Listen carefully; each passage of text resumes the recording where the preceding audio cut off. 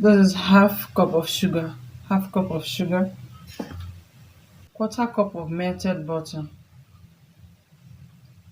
one Hollandia evap. This is optional, okay?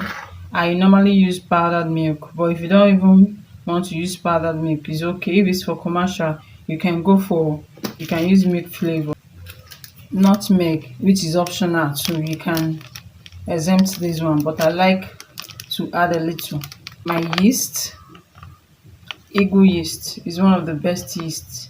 You have STK, you have Ego, you have Angel yeast, but I make use of this Ego yeast.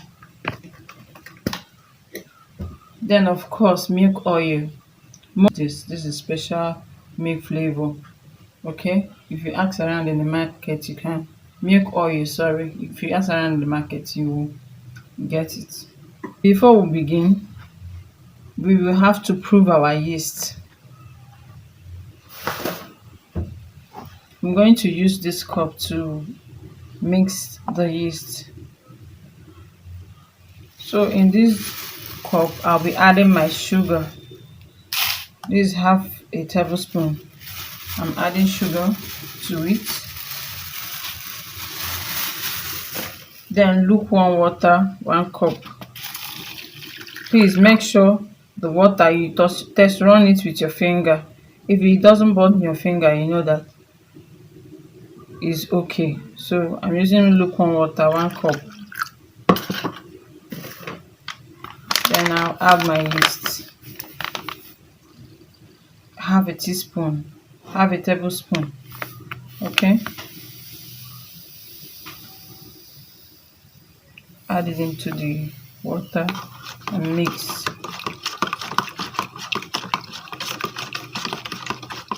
Mix it thoroughly. Set it aside to cook like 7 to 8 minutes. You can cover it up, just set it aside. In this bowl, we are going to mix our dry ingredients. So our sugar is going in first. The nutmeg, just a little. You don't have to add much. Then I'll still add my milk flavor. You add, if you don't have it, it's optional. You don't have to make use of it.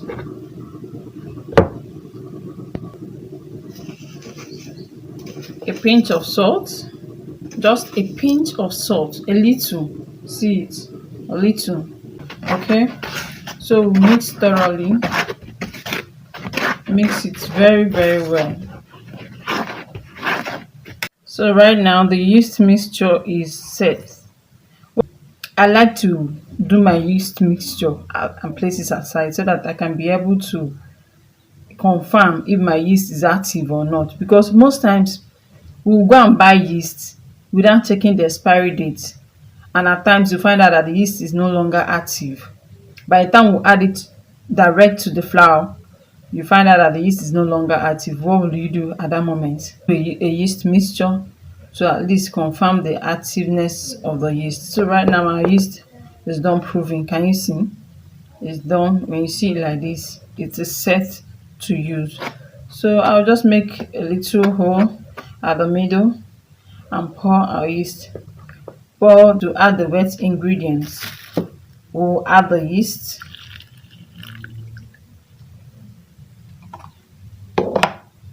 We'll add the butter mixture.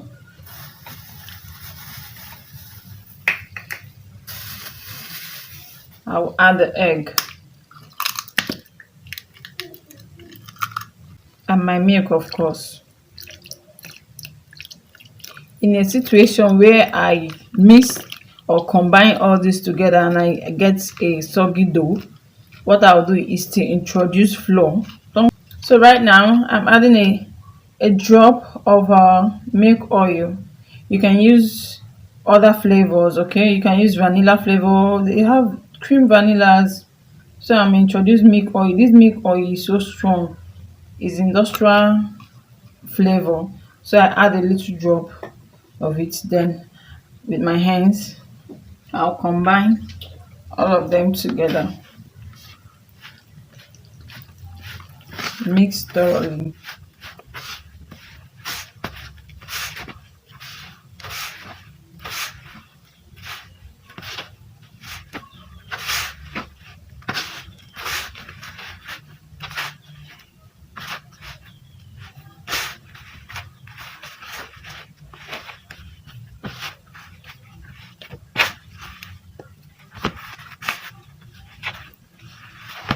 At this stage, I'm not satisfied with the dough. It looks strong. That means the liquid content is not enough for it. See, I still have other dry flour. Okay, so what do? I'll add a little water. Remember, warm water. Don't use cold water. Okay, add a little by little. Don't add much.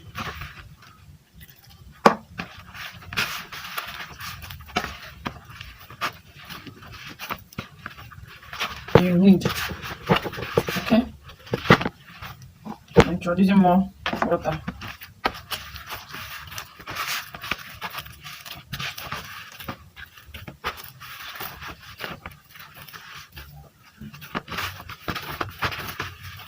You have to knead it very well. Let all of them come together. Okay, and my dough is still strong. I'll add more water.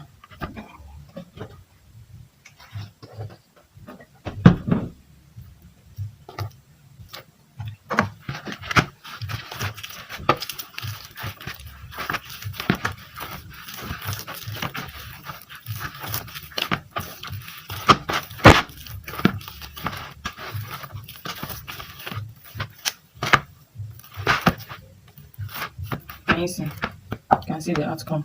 Okay, so in my work surface, I'm going to knead it properly so it will come together. I'm going to knead properly. I've transferred to my work surface, so right now I'm going ahead to knead it. You use here to knead. If you can see, it's still sticky. By the time we are done kneading, you will know. Okay, knead it very well properly, especially for those that does not have mixer, batter mixer or dough mixer. I mean to say, knead.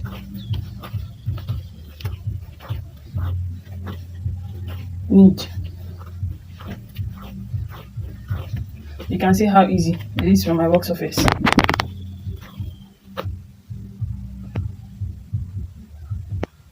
And someone will ask, how many minutes do I have to knead this so that I will know when to stop? My dear, I can't tell you an exact name. I can use 4 minutes. I can use 8 minutes to knead, depending on the person that is kneading.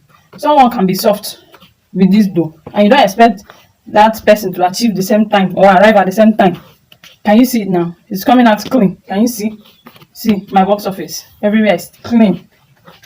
Everywhere is clean. Once you get the desired texture, nobody will even tell you. You will know. As you are kneading it now, you can see my palms are okay. Forget about these things. See here, where we are looking at. It's no longer soggy. It is no longer sticking to my hand because I've worked on it properly. You see?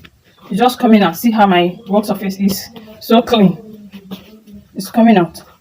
At the process where you're kneading it and it's still sticking, I rather advise you add, if you have a vegetable oil, drop on it. Instead of too much flour, use vegetable oil, drop a little vegetable oil on it and continue kneading. A little vegetable oil on it, continue kneading instead of you to add too much flour. Okay? See, they are coming together right now. See, it is responding. As I'm kneading, it's responding. It's coming back. See. Our dough is ready. The dough, our bread dough, is set. So right now I'm going to shear it. I'm going to divide it so that I can be able to roll out.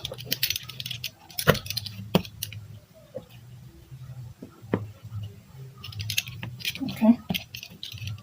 I sheared into 4. Let me set these ones aside while we work on 1. So this one, we are going to roll it out. Okay. I dropped a little flour on my work surface. And out.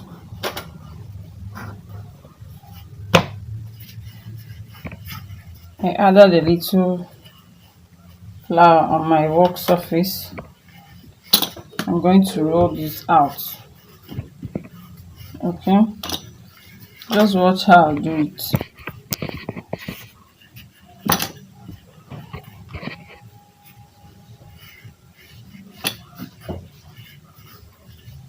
After rolling, see what I'm doing. Watch closely so that you will understand. Okay, you close it. Make sure you're closing it with your finger. Okay, even here, as you fold, you close. As you fold, you close.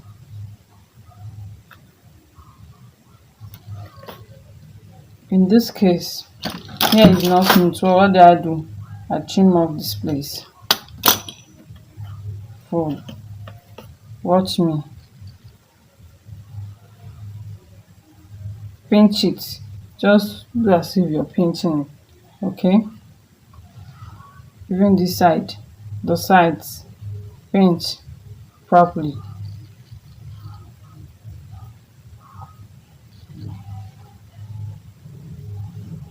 So right now, what do? I'll cut out this place.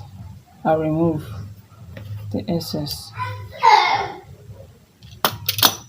Then I'll drop them inside my greased pan, already greased pan.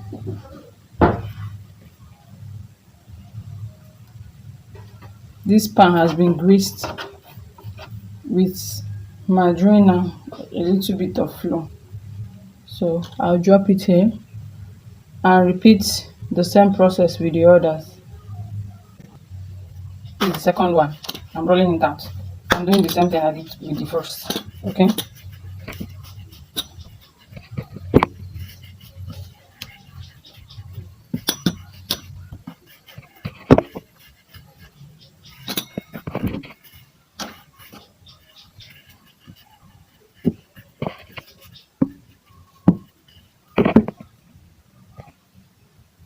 So I'm starting here in this one. Tuck it in very well.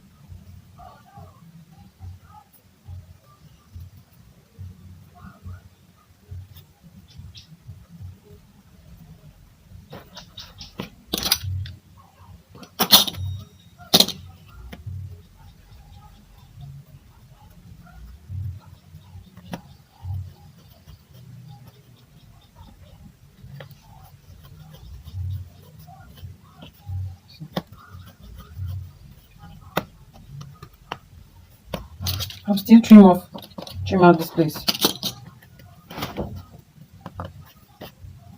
If you want, you can leave it, but that's how I do mine. I trim out this place to give it that smooth. You see it? We drop it into our already greased pan. So these ones I've measured out. I use my scale to scale at 150 grams. So I'm going to do it, form a ball.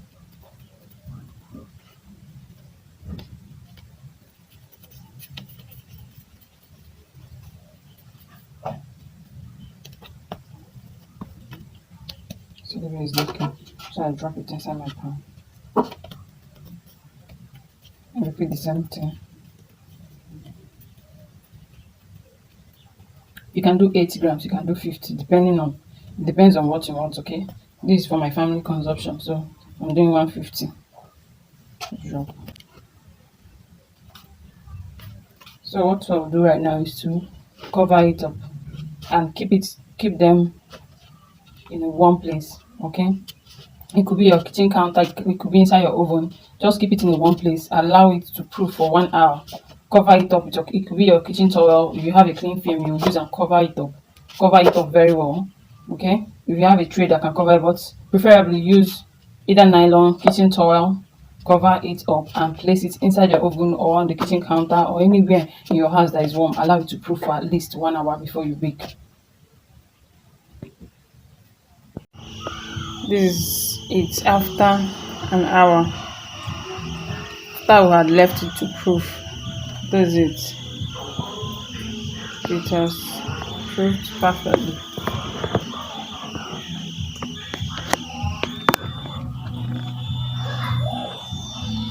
it's time to bake. I preheated my oven, so it's time to bake. Let's bake it. Guys, this is the outcome. Our bread is ready. Our bread is ready. Out from the oven. You see, it's freshly baked. This is it, guys. You see, freshly baked. See the outcome. Well baked. So let's eat one from it. You see how fluffy. You see, it's hot. Yo, God, it's yummy. Please, if you know that you like this video, please click the like button and subscribe. Please, guys, subscribe to my channel. You see it. You see how fluffy it is. Very sweet and tasty too.